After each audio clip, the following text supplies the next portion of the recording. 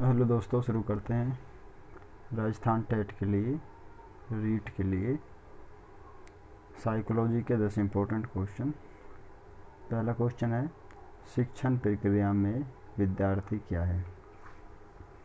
Option A आश्रित चर, option B स्वतंत्र चर, ऑप्शन सी मध्यस्थ चर और ऑप्शन डी इनमें से कोई नहीं। तो शिक्षण प्रक्रिया में जो है विद्यार्थी के बारे में पूछा, तो विद्यार्थी क्या है? आश्रित चर है। विद्यार्थी आश्रित चर है शिक्षण प्रक्रिया में। ठीक है, अगला क्वेश्चन देखते हैं। निम्न में से कौन सा मूल्यांकन का प्रकार नहीं है? यानी कि मूल्यांकन का प्रकार इनमें से कौन सा नहीं है? तो देखते हैं। मानक है ऑप्शन ए, ऑप्शन बी निर्माणात्मक, ऑप्शन सी योगात्मक और ऑप्शन डी है सीसीई।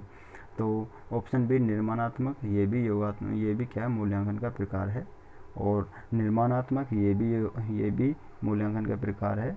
और सीसीई ये भी मूल्यांकन का प्रकार है, जबकि मानक मूल्यांकन का प्रकार नहीं है। तो इसमें मूल्यांकन के टाइप पूछे हैं। अगला देखते हैं। निम्नलिखित में से कौन सी सामाजिक रूप से वंचित की समस्या नहीं है? यानी कि एक सामाजिक रूप से वंचित बच्चा है, पिछड़ा हुआ बच्चा है, तो उसकी समस्या कौन सी नहीं है? सीखने के लिए प्रेरणा का अभाव, ऑप्शन बी है सृजनशीलता को पोषित करने का अवसर नहीं मिलना, ऑप्शन सी है रहने के लिए स्वस्थ परिवेश और ऑप्शन डी है विद्यालय में पक्षतापूर्ण वातावरण का सामना करना।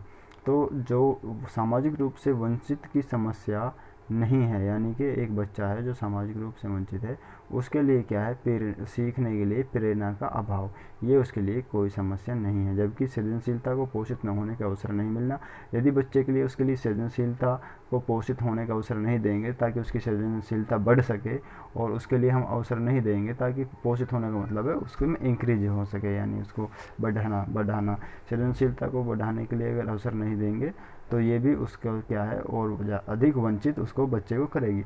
और यदि रहने के लिए उसके लिए स्वस्थ परिवेश नहीं देंगे तो ये सामाजिक रूप से वंचित बच्चे की समस्या को और बढ़ाएगी। विद्यालय में पक्षतापूर्ण वातावरण का सामना करना, अगर विद्यालय में उसके साथ एक सामाजिक रूप से पिछड़े हुए बच्चे के साथ यदि पक्षतापूर्ण वातावरण अगर उसका विद्यालय में है, यानी उसके साथ पक्षपात किया जाता है, तो ये भी उसकी समस्या को बढ़ाएगा।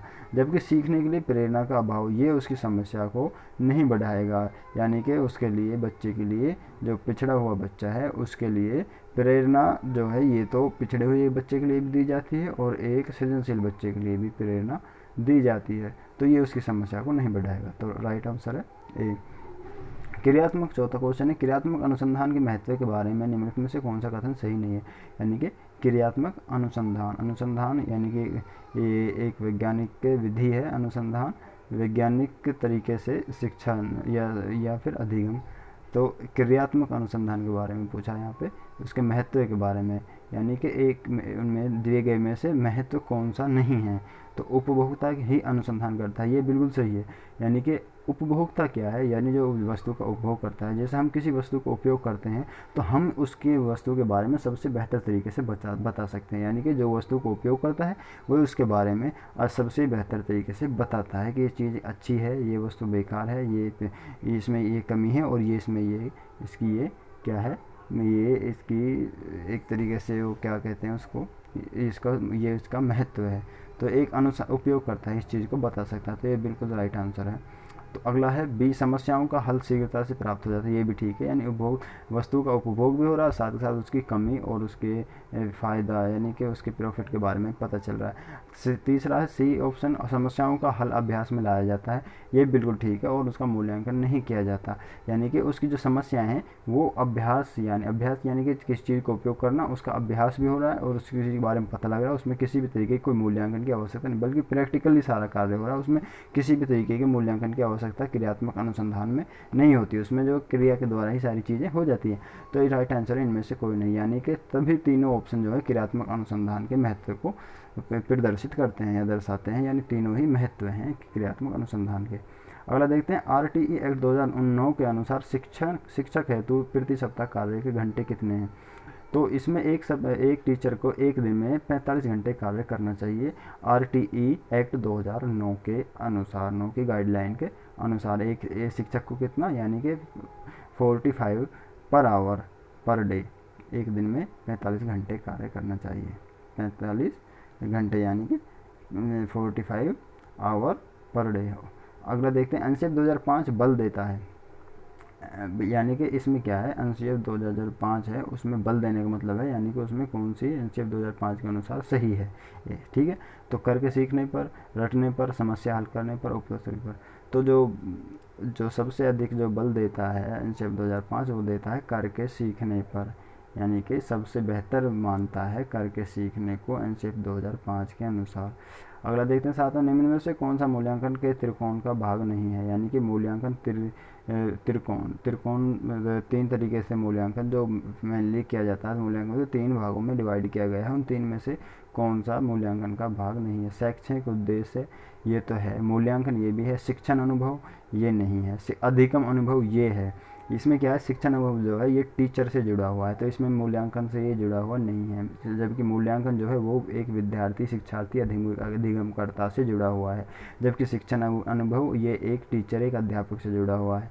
तो इसलिए शैक्षिक उद्देश्य ये भी है, मूल्यांकन ये भी है, और ऑप्शन डी अधिगम अनुभव ये भी है। जबकि शिक्षण अनुभव ये मूल्यांकन का त्रिकोण का भाग नहीं है। अगला देखते हैं, शारीरिक विकास का क्षेत्र क्या है। यानी कि शारीरिक विकास, स्नायुमंडल, स्नायुमंडल ये भी क्या है, शारीरिक विकास का एक भाग है। क्षेत्र का मतलब एक पार्ट है स्नायुमंडल भी। मांसपेशियों की वृद्धि है कि मांसपेशियों हमारी बढ़ रही है, तो वो भी एक शरीर का एक भाग है।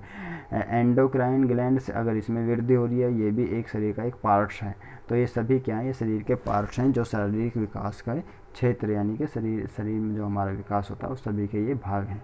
अगला देखते हैं, 9, वातावरण वह बाहरी शक्ति है जो हमें प्रभावित करती है, किसने कहा था। यानी कि वातावरण क्या है, एक बाहरी शक्ति है जो हमें प्रभावित करती है। इस चीज़ को तो हर एक वैज्ञानिक, यानी कि एक शैक्षणिक वैज्ञानिक जो भी हैं सब मानते हैं कि वातावरण जो है व्यक्ति को प्रभावित करती है। तो ये कहा किसने था, ये रोस ने कहा था। ये किसने कहा था, ये रोस मनोवैज्ञानिक जो है इन्होंने कहा था कि वातावरण वह बाहरी शक्ति है जो हमें प्रभावित करती है। अगला लास्ट क्वेश्चन है आज का 10वां, यानी कि तर्क, जिज्ञासा तथा निरीक्षण शक्ति का विकास। तर्क यानी कि किसी वस्तु के उसके बारे में सोचना, कल्पना करना एक तरीके से, और जिज्ञासा किसी चीज़ को प्राप्त करने के लिए, ग्रहण करने के लिए तत्पर रहना, जिज्ञासा उत्पन्न होना, यानी कि उसमें इंटरेस्ट पैदा करना। तथा निरीक्षण का शक्ति का विकास, यानी कि उसके किसी चीज वस्तु के, किसी भी चीज़ के अच्छे बुरे के बारे में निरीक्षण करना, उससे बुरे के बारे में उसकी पहचान करना। तो ये कौन सी एज में होता है ये सारी चीज़ें, ये 11 वर्ष की उम्र में, कितनी, 11 वर्ष की आयु में ये सारी इन शक्तियों का सबका विकास हो जाता है। यानी तर्क करना, जिज्ञासा और निरीक्षण शक्ति का विकास, ये 11 ईयर्स की आयु में ये सभी चीज़ों का विकास हो जाता है।